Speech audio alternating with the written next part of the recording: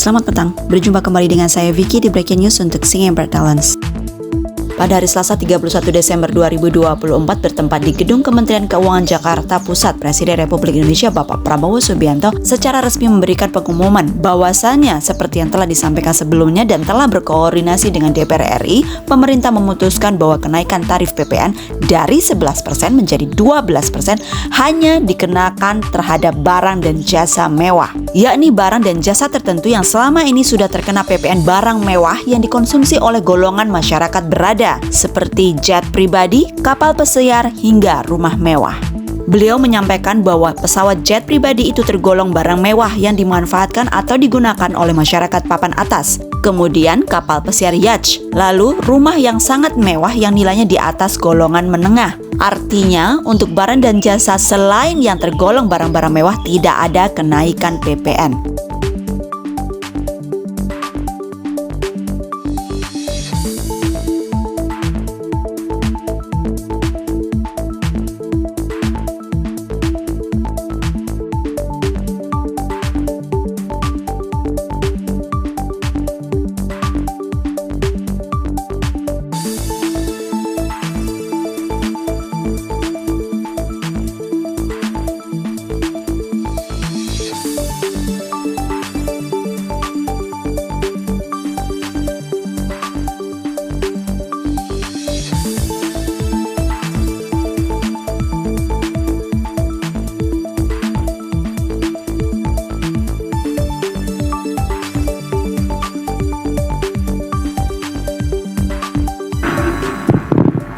Bismillahirrahmanirrahim.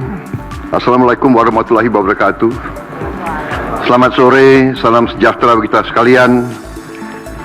Shalom Salve, Om Swastiastu, Namo Buddhaya, salam kebajikan. Terima kasih saudara-saudara sekalian, teman-teman dari media, saudara-saudara sekalian. Sore hari ini dari sejak jam 3.50 kurang lebih saya hadir mengikuti rapat tutup tahun dari Menteri Keuangan dan jajarannya. Jadi pada hari ini jajaran Kementerian Keuangan mengikuti arus masuk uang ke pemerintah Indonesia dari perpajakan, dari bea cukai, dari PNBP, ya. Kemudian karena tepat pada waktu nanti 00, berarti tahun anggaran 2024 ditutup. Tadi saya diberi paparan oleh Menteri Keuangan pelaksanaan dari APBN 2024 dan alhamdulillah di tengah tantangan global yang penuh ketidakpastian, penuh ketegangan, penuh penekanan terhadap perekonomian dunia seluruhnya yang mempengaruhi harga-harga komoditas, yang ujungnya mempengaruhi penerimaan kita, juga mempengaruhi harga-harga minyak dan gas. Ternyata kita masih bisa mengelola keuangan negara dengan prudent, dengan bijak, dengan hati-hati, dan kita masih mampu untuk mengendalikan defisit kita dalam koridor yang masih cukup hati-hati dan cukup mampu kita kelola. Dalam hal ini juga saya kira ada baiknya juga saya menyampaikan beberapa hal tentang kenaikan tarif pajak pertambahan nilai PPN yang mungkin masih ada suatu keraguan-raguan atau suatu ketidakpemahaman ya yang tepat, sehingga saya setelah koordinasi dan diskusi dengan Menteri Keuangan dan jajaran beberapa kementerian lain, saya merasa perlu bahwa untuk menyampaikan sendiri masalah PPN 12% ini. Jadi saudara-saudara sekalian, kenaikan tarif pajak pertambahan nilai menjadi 12% ini merupakan amanah, merupakan perintah dari Undang-Undang Nomor 7 Tahun 2021 tentang harmonisasi peraturan perpajakan. Jadi, sesuai kesepakatan pemerintah Republik Indonesia dengan DPR tahun 2021, kenaikan tarif dilakukan secara bertahap dari 10% menjadi 11% mulai 1 April 2022. Ini sudah dilaksanakan. Dan kemudian perintah undang-undang dari 11% menjadi 12% pada 1 Januari 2025 besok. Kenaikan secara bertahap ini dimaksud agar tidak memberi dampak yang signifikan terhadap daya beli masyarakat, terhadap inflasi, dan terhadap pertumbuhan ekonomi. Saudara-saudara, sudah merupakan sikap pemerintah yang saya pimpin, juga saya yakin juga pemerintah pendahulu saya, bahwa setiap kebijakan perpajakan harus selalu mengutamakan kepentingan rakyat secara keseluruhan, perlindungan daya beli rakyat, serta mendorong pemerataan ekonomi. Komitmen kita adalah selalu berpihak kepada rakyat banyak, berpihak kepada kepentingan nasional, dan berjuang dan bekerja untuk kesejahteraan rakyat. Karena itu, seperti yang sudah saya sampaikan sebelumnya dan telah berkoordinasi dengan DPR RI, hari ini pemerintah memutuskan bahwa kenaikan tarif PPN dari 11% menjadi 12% hanya dikenakan terhadap barang dan jasa mewah. Ya, saya ulangi ya supaya jelas. Kenaikan tarif PPN dari 11% menjadi 12% hanya dikenakan terhadap barang dan jasa mewah,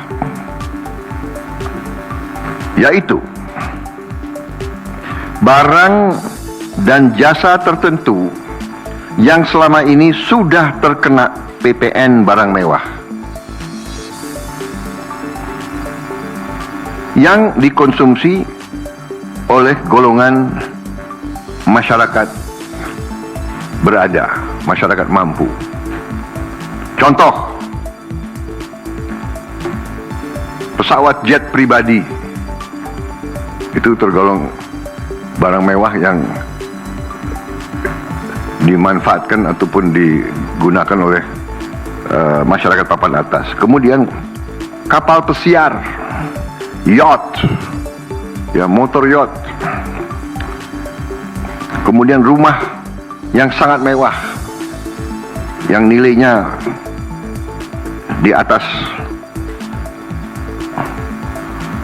golongan menengah. Artinya, untuk barang dan jasa yang selain tergolong barang-barang mewah, ya, tidak ada kenaikan PPN, yakni tetap sebesar yang berlaku sekarang, yang sudah berlaku dari sejak tahun 2022. Ya. Untuk barang dan jasa yang merupakan kebutuhan pokok masyarakat yang selama ini diberi fasilitas pembebasan atau dikenakan tarif PPN 0%, masih tetap berlaku. Ya, saya ulangi, barang dan jasa yang merupakan kebutuhan pokok masyarakat yang selama ini diberi fasilitas pembebasan dari pajak, ya, yaitu PPN 0% masih tetap berlaku.